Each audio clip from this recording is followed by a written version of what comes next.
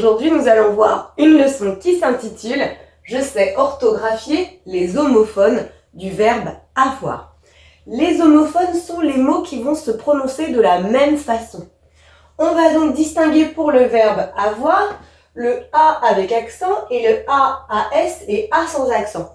Je vais commencer par le A avec accent, qui en fait est une préposition pour indiquer soit le lieu, soit le temps. Dans ce cas-là, on ne peut pas remplacer par avec. Amina va à l'école. Amina va avec l'école. Ça ne marche pas. Alors du coup, je sais qu'il s'agit ici de la préposition. De plus, je me rends bien compte ici que c'est un petit mot qui est juste devant un lieu. Ali arrive à 16h. Ali arrive avec 16h. Ça ne marche pas non plus. Et ici, j'ai bien un temps, une durée.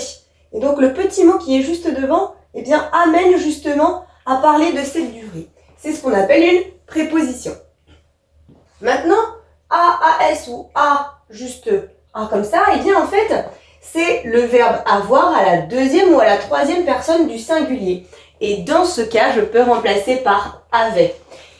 Tu as faim, tu avais faim. Je fais bien attention à mettre mon S, puisqu'ici, je suis à la deuxième personne du singulier. Elle a froid, elle avait froid. Ici, j'ai le A sans S, le A tout simple, qui est bien pour marquer le verbe avoir. Et pour terminer, eh bien, on va faire maintenant la différence entre le on-on et le on-ont. Le on-on est un pronom indéfini sujet. Et dans ce cas, eh bien, je peux le remplacer par il. On arrive à 16h. Eh bien, je peux dire ici, il arrive à 16h. Alors, je sais qu'il ne s'agit pas du verbe, mais qu'il s'agit du pronom. Si j'ai, eh bien, on comme on est bien ici, il est bien ici, ça marche aussi. On-ont, par contre, eh bien, est là pour signifier le verbe avoir, mais cette fois-ci à la troisième personne du pluriel. Et je peux le remplacer aussi par avait. Elles ont froid, au pluriel, elles avaient froid.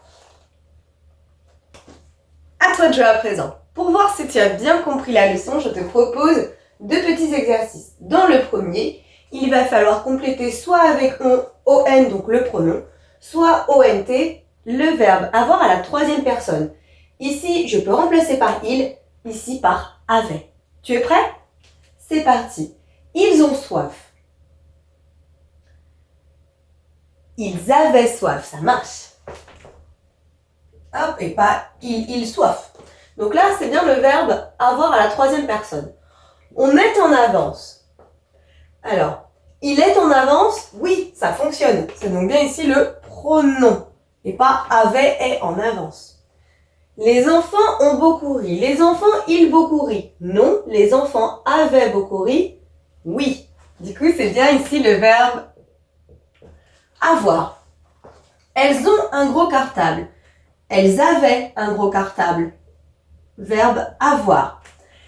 Qu'est-ce qu'on fait? Qu'est-ce qu'il fait? Oui, ça marche. Et pas qu'est-ce qu'avait fait? Ça ne fonctionne pas. Donc là, on voit bien que si on remplace par il, c'est bien en N et par avait, ONT. Maintenant, pour terminer, eh bien, remplaçons soit par la préposition A avec l'accent. Donc dans ce cas-là, je ne peux pas dire avait et ça indique qu'on a dit soit le lieu, soit le temps. Et si je peux dire avait, eh bien, ce sera AS ou A selon la personne à laquelle c'est conjugué. Il arrive avec courir très vite. Non, je ne peux pas dire ça. Je sais donc ici que c'est la préposition. Là, c'est parce que c'est arriver à quelque chose. La préposition, elle est associée au verbe. Tu as un téléphone. Tu avais un téléphone. Ça marche. Maintenant, je fais attention à la personne. Tu as AS. Francine avait un chat noir. Francine a un chat noir. Avait, ça fonctionne. Francine, troisième personne du singulier. Francine a un chat noir. Je vais à la plage. Je vais avec la plage. Non, ça ne marche pas. Et dès lors que je ne peux pas dire avec, hop, préposition. Et ici, c'est une préposition qui indique un lieu. Si c'est encore un peu compliqué, pas de problème, il y a des exercices en ligne qui pourront t'aider. Mais j'espère que c'est plus simple quand même. À bientôt. Maintenant que tu as tout compris, entraîne-toi en faisant les exercices ci-dessous.